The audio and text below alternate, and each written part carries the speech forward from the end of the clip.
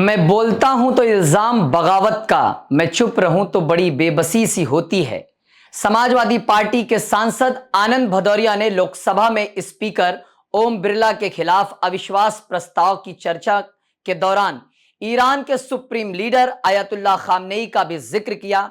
उन्होंने कहा कि खामनेई ने शहादत को अपनाया लेकिन अमेरिका के आगे घुटने नहीं टेके। आपको बता दें कि यूपी के धौरहरा लोकसभा सीट से समाजवादी पार्टी के सांसद आनंद भदौरिया ने लोकसभा स्पीकर ओम बिरला के खिलाफ अविश्वास प्रस्ताव की चर्चा के दौरान ईरान के सुप्रीम लीडर को खिराज अकीदत पेश की और उनका जिक्र किया। उन्होंने कहा कि हम खामनेई को सलाम करते हैं, उन्होंने शहादत को गले लगाना चुना लेकिन अमेरिका के आगे घुटने नहीं टेके। आनंद भदौरिया ने सरकार पर आरोप लगाते हुए कहा कि आपने अमेरिका के आगे घुटने टेक दिए हैं। नरेंद्र आज अमेरिका के सामने सरेंडर कर चुके हैं।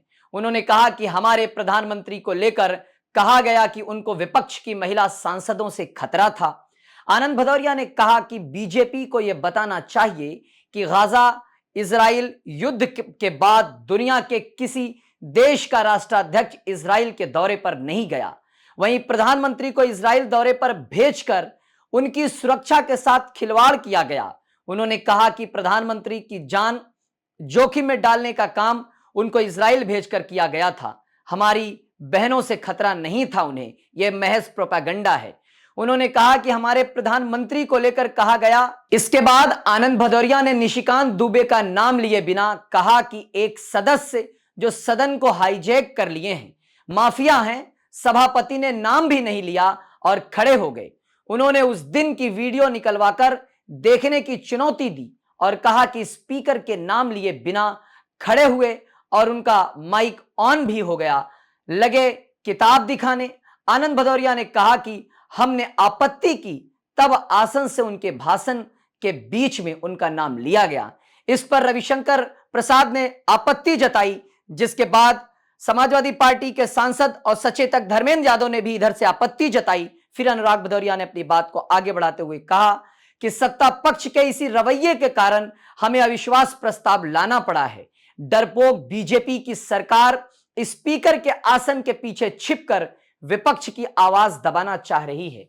उन्होंने कहा कि राहुल गांधी 42% मतदाताओं की आवाज हैं। कई लोग ऐसा भाषण कर रहे थे जैसे वो स्पीकर नहीं, राहुल गांधी के खिलाफ अविश्वास प्रस्ताव पर बोल रहे हों।